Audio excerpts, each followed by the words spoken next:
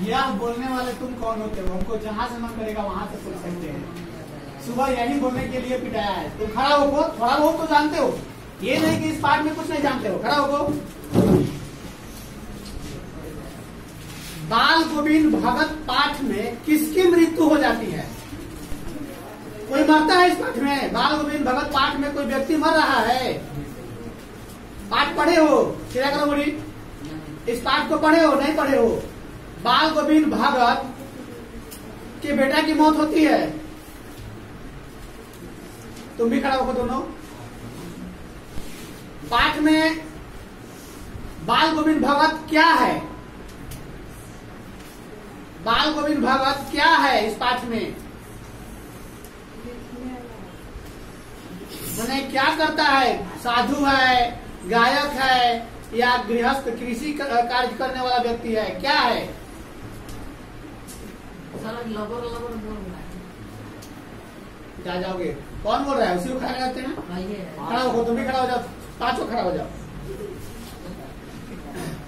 पांचों जवाब देगा जो भी क्वेश्चन करते हैं।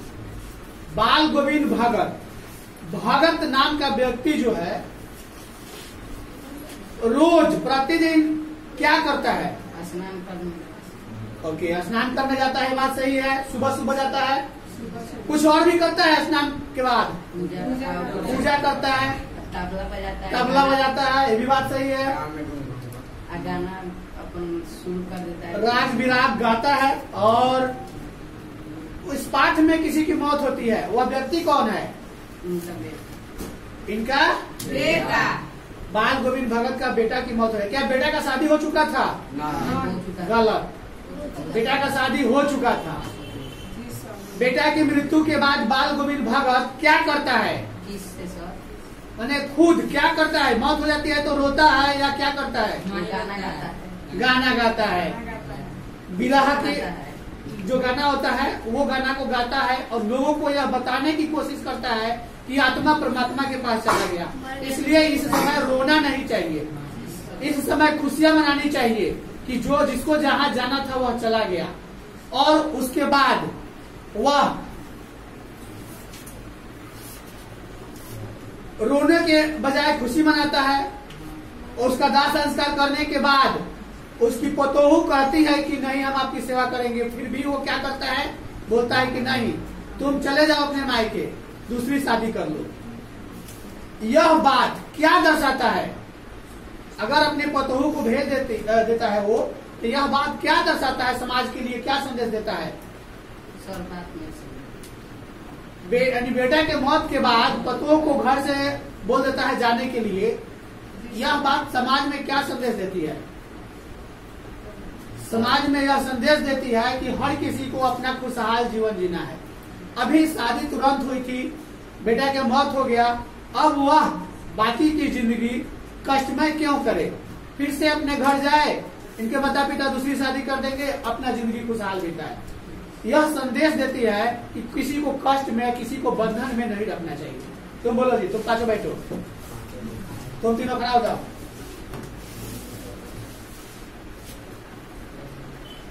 बाल गोविंद भगत को लोग क्या समझाते हैं? कुछ समझाते हैं क्या लोग? मरने के बाद, बेटा के मरने के बाद गांव के लोग आते होंगे ना। इस पाठ में यह भी हुआ है, बाल गोविंद भगत भी मरा है। कब मरा है, कैसे मरा है, पता है? कुछ भी पता है कैसे मरा है? हाँ सर पता है। इन लोगों से पूछने दो, तुम लोगों से पूछ लीजिए। और तुम लोगों में किसी को पता है बाल गोविंद भगत कैसे मरता है? यह कभी नाखुश नहीं होता है। बाल गोविंद भगत इस पाठ में अपना खेती बाड़ी का सारा काम करते हुए, साधु प्रवृत्ति में रहते हुए सब कुछ कार्य कर रहा है और सुबह शाम स्नान भी करता है, गाना भी गाता है और बजाता भी है। यानी कभी पंथी जीवन जीता है गृहस्थ रूप में रहते हुए। बेटे के मौत के बाद पतों को भेज देता है अपने मायके और अकेला जीता है। रोज सुबह तालाब के पास जाता है, स्नान करता है, ठंडा हो या गर्मी, एक ही वस्त्र पहने रहता है। स्नान करने के बाद तबला के साथ कुछ गाना गाता है। गाना से लोग समझ जाते हैं कि अब सुबह हो चुका है, उठा जाए। मतलब लोगों को यह संदेश मिलता है कि इनके गाने से पता चलता है कि अब सुबह हो चुका है। अंत में इनकी मौत जब होती है तो सब लोग इतना अचंभित हो जाता है, किसी को सेवा करने या कभी अपना शरीर जो है गिरने नहीं देते हैं और शरीर थकता नहीं है, खाते पीते खेलते हंसते गाते मर जाते हैं। सर आप ही बता दे रहे हैं, समझाना है हमको।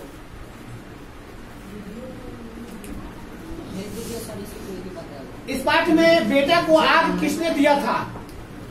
इस पाठ में बेटा के मरने के बाद बाल गोविंद भगत आग किससे दिलवाया? क्या अपने से दिया या किसी और से दिलवाया? उसकी पत्नी। बात सही है, उसकी पतो यानी बाल गोविंद भगत दिया, उसका पतो दिया था, यानी इसका बेटा जो मरा था उसी की पत्नी आग दी थी। यह क्या संदेश देता है? क्या बेटा का ये आग नहीं दे सकता था? दे सकता था, लेकिन दिलाने का मेन मकसद क्या था? कुछ तो कारण होगा। कारण यह था कि हर किसी को अपने प्यारे व्यक्तियों से आग दिलवाने का इच्छा, मतलब कि इच्छा यह भेदभाव खत्म हो जाए कि स्त्री आग नहीं दे सकती है। समाज में प्रथा चलता है ना कि स्त्री आग नहीं दे सकती है, नहीं देती है, जलाने शमशान तक नहीं जाती है। लेकिन वह जब आग दिलाया तो यह संदेश दिया लोगों को कि आप भी स्त्रियों से आग दिलवा सकते हैं। अभी कुछ दिन पहले की बात है, एक आर्मी मैन मराया था, शहीद हुआ था, तो उसकी बेटी आग दी थी। तो यह संदेश समाज को पहुंचना चाहिए कि घर के कोई भी सदस्य आग दे सकता है, अपना प्रिय जो ज्यादा हो उससे दिलवाया जा सकता है। बाल गोविंद भगत क्या बनाते थे? और कुछ था उसमें, खंजरी, दीमक। बैठो, तुम लोग बोलो तो जी, खराब बोलो तुम लोग।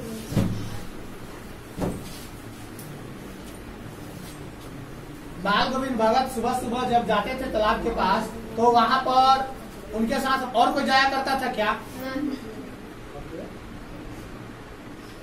ठंडा के मौसम में कहाँ गाना गाते थे? ठंडा के मौसम में वह कहाँ जाकर खंजरी और दीमक बजाते थे?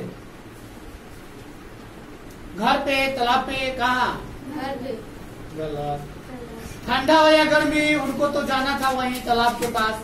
ठंडा में भी जाते थे, स्नान करते थे और वहीं पे बजाते थे। ठंडा में भी उनको, मतलब यहाँ लिख रहा है, माघ पुष में दांत किचाने वाले भोर में संगीत पोखर में ही गाया करते थे। इसका मतलब होता है कि तुम लोग पाठ को नहीं पढ़े हो। पाठ को एक बार पढ़ना पड़ेगा, नहीं तो पिटाओगे सब। तुम लोग बताओ तो जी, चलो बैठो।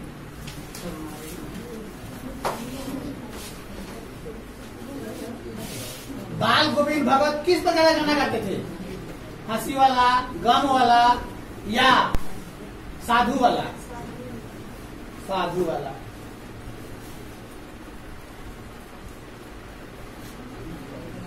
उनकी पतोहू कैसी थी? बोलो, जो जानते हो वही बोलो, जो जानते हो बोलो। इसमें लिखा गया है कि उनकी पतोहू बहुत सुशील स्वभाव की, सुंदर थी और वह सबों का ख्याल रखा करती थी। इनके बेटा का भी, बीमार बेटा का भी, इनका भी समय से खाना बनाना, खिलाना, और इन लोगों से पहले उठ जाया करती थी। बेटा के मरने के बाद बेटा को कहाँ सुलाया गया? पाठ में थोड़ा सा भी पढ़ा होगा सब। कहाँ सुलाया गया? चौकी पर, खाट पर, धरती पर।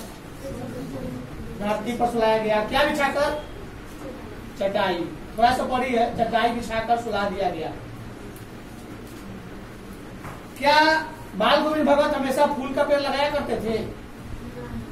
गलत। इसमें तो है कि वो हमेशा कुछ ना कुछ फूल के पेड़ लगाया करते थे।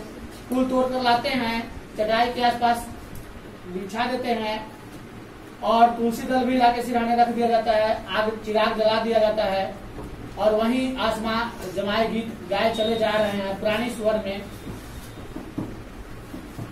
सब लोग वहां आकर रो रहा है, यह गाए जा रहे हैं।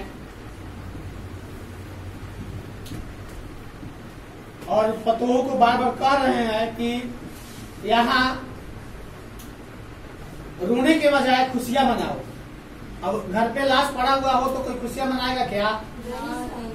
हमारी परंपरा के अनुसार कोई खुशियां नहीं मनाएगा, लेकिन नियमतः आत्मा के जाने के बाद गम भी नहीं मनाना चाहिए, क्योंकि हर कोई जानता है कि हर किसी को एक न एक दिन जाना है। तो फिर गम किस बात की? चाहे कोई किसी और बहाने चला गया, कोई एक्सीडेंट के बहाने चला गया, कोई प्राकृतिक मौत के बहाने चला गया, कोई मतलब और कुछ बहाने चला गया, लेकिन खुशियां मनाना उचित होता है, क्योंकि वह चला गया।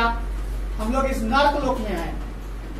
हम लोग यहाँ जब तक रहेंगे अपनी लोभ, अपनी लालच के लिए काम करेंगे। मान के चलो तुम सब पढ़ने क्यों आते हो? तुम लोगों के अंदर क्या लालच है पढ़ने आने की? पढ़ने आने की लालच कुछ होगी ना, कि पढ़ कर हम क्या कर सकते हैं? लालच यही है कि पढ़ के हम जॉब करेंगे, कुछ धन कमाएंगे। धन कमाने की लालच है तो हम पढ़ने आ रहे हैं। अगर ऐसे ही कुछ नियमानुसार लिखा रहता है कि पढ़ने के बाद तुम्हें कुछ नहीं मिलने वाला है, तो कोई पढ़ने आता?